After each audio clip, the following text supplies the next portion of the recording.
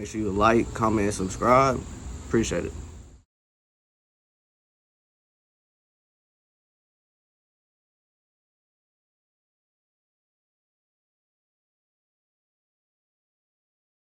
If you carry a firearm or even keep one at home for self-defense, there's a good chance that you've heard the two terms stand your ground and castle doctrine. But here's the thing, most people either think they're the same thing or they don't know what they mean at all. To me, that's dangerous either way you put it. Because misunderstanding these laws could lead to serious legal consequences after self-defense incidents, I'm going to break them down so people can understand what they mean, what they are, and how it might apply to their situation. Today's video, we're talking about Castle Doctrine versus Stand Your Ground here in the state of Tennessee, because as of July 1st, 2026, those two laws have some major updates coming. So, here in the state of Tennessee, which is the state that I live in, so that's going to be the state that we primarily talk about today, we have two laws that pertain to people that carry firearms, known as Stand Your Ground and Castle Doctrine. I'm going to start with Castle Doctrine. Castle Doctrine is where your home, vehicle, and it's now been expanded to workplace as well, can be defended with force.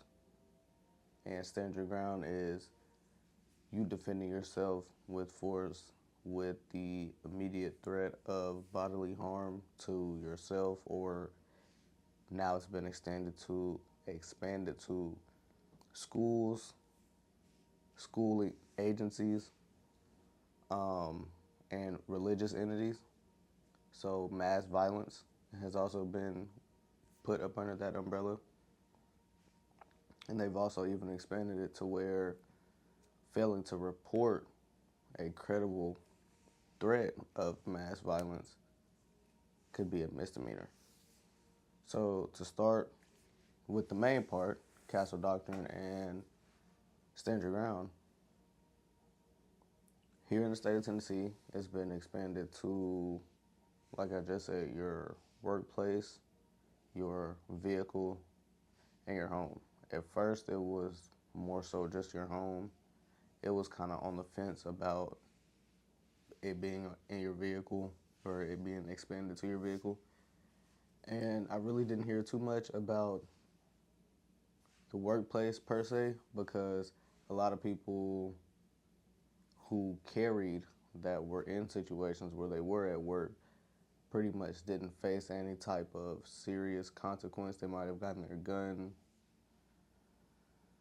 examined for however long that happened, but other than that, it's never been anything where they were acting righteously where they went to jail, if at all. But this is what Castle Doctrine is, dumbed down in plain English. Castle Doctrine is based on the simple idea your home is your castle. In many states, talking about Tennessee today, if someone unlawfully enters your home, the law may remove your duty to retreat before defending yourself. Depending on the state, these protections may also extend to an occupied vehicle and or workplace. That's why you'll sometimes hear people refer to an expanded castle doctrine. That's what I was just talking about. Workplace, house, vehicle. If you live in a place like California, you probably can't relate right now. I hate it for you. Expanded castle doctrine. Not every state treats castle doctrine the same way. Some states only apply it to your home. Others expand those protections to places like your occupied vehicle or workplace. One thing I want to throw in real quick. I'm not an attorney. I'm not a lawyer. And in no way am I giving any type of legal advice. I'm simply just trying to educate and give clarity to what's about to take place July 1st, 2026, here in the state of Tennessee. Gun laws and all laws vary state to state, so please keep that in mind. Here's the definition, or here's what Stand Your Ground is based on the law. Here's where people get confused. Stand Your Ground generally refers to laws that remove the duty to retreat before using force in self-defense, provided certain legal situations are met. A few important discussions to include, listen closely, you're supposed to be in that area, wherever it is, you have a legitimate reason to be in said area. 9 out of 10 times, 9.5 times out of 10, you can't be the aggressor. And the circumstances must meet your state, today's topic, Tennessee's legal requirements on force, specifically defensive force. And it also isn't a free pass to use force whenever you feel like it. So if somebody cuts you off in traffic, or if you're having a bad day, that doesn't mean you just have the right to go and shoot somebody, because at that point, you're definitely going to jail. 100%, probably going to go to prison too for a very, very, very long time. Tennessee's Enhanced Castle Doctrine is one thing I also want to touch on, since I do live in the state of Tennessee. Tennessee has legal provisions related to self-defense that many people refer to as an Enhanced Castle Doctrine. That's one reason it's important to read your own state's laws instead of relying on social media or word of mouth. It's always good to just be aware. I'm not going to make it seem like I'm up to date on every single gun law that's ever been passed in the state of Tennessee, but I try to be aware of what's going on, not only in Tennessee, but in places that are out of state that I like to visit as well, just because you never want to get caught up in a situation that could be avoided. Reading is very fundamental. Knowledge is definitely power. Stand your ground does not mean that you can just shoot somebody for trespassing. In that case, they would have to be breaking into your house, already in your house, trying to steal your car. There has to be some sort of violence involved. They can't just be on your grass and you're having a bad day, so you shoot them. Definitely going to face some legal consequences behind that, so I don't recommend it. Castle Doctrine applies everywhere. Not the case. Really depends on where you're at and the current state of said situation. Laws definitely change city to city, state to state. So the main thing that you want to do is be aware of what's going on around you. Here's why all this matters, all right? Owning a firearm is what they say is a huge responsibility.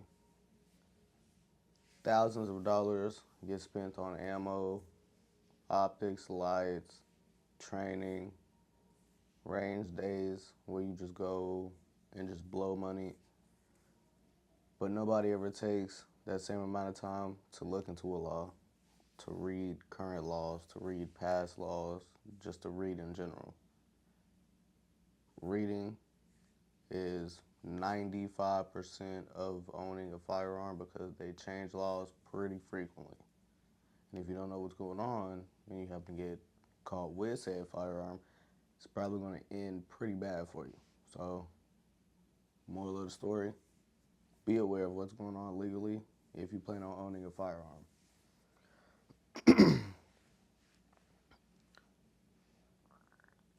To break it down a little bit more for Tennessee, they have expanded it to your home, your job, pets, vehicle.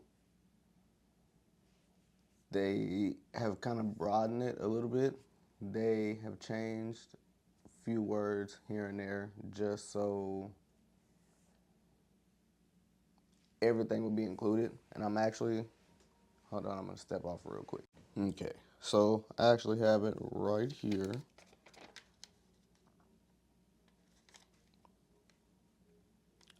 So, it'll be a Class E felony. Wait, whoa, hold on. Let me take that back a little bit. So, before I get into punishment, it says It lowers the threshold for use of deadly force on private property, justifies lethal force if a lawful residing person believes there is immediate threat where necessary to prevent said threat. And those threats could be arson, burglary, robbery, aggravated robbery, and aggravated cruelty to animals. Threats of mass violence, which is what I was talking about with the workplace. Failing to report that could also be a misdemeanor, up to 30 days in jail. And if you are convicted of any of the crimes I just listed, that could be up to, I want to say 5 years in jail. 4 years in state prison, excuse me. They also have, per the law, child care agencies, daycares, preschools, or religious institutions. And failing to report is a misdemeanor, Class B. So I was wrong on that. They also went and replaced the words handgun with firearm, allowing for people to carry any own firearm, not just handguns. All in all, it could be 1 to 6 years in state prison or 30 days in jail. Regardless, it's not something that you want to get mixed into. So just read. It removes the duty to retreat for your home, vehicle, and workplace. Standard dwelling only. Stand your ground is really tied to and sometimes overlaps the Expanded Castle Doctrine. 23 states, including Tennessee, I'm not worried about any other state, but 23 states, including Tennessee, have their own forms of Expanded Castle Doctrine and stand your ground.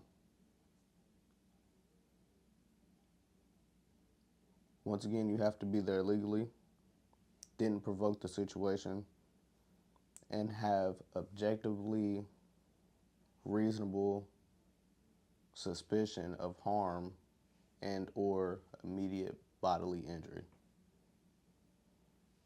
Rules, laws,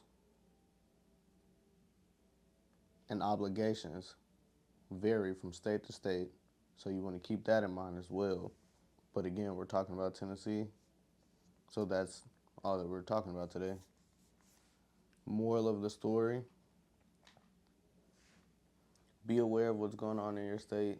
Be aware of what's going on around you. It won't hurt you to read. At this point in age, in 2026, you can have it read to you, but just know what's going on.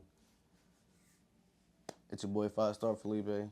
Let me know what state you're watching this from. Let me know how your gun laws are in your state. Like, comment, and subscribe. I'll be back at y'all when I'm back at y'all. And I'll see y'all. Stay tuned. Remember to live life. Always live life.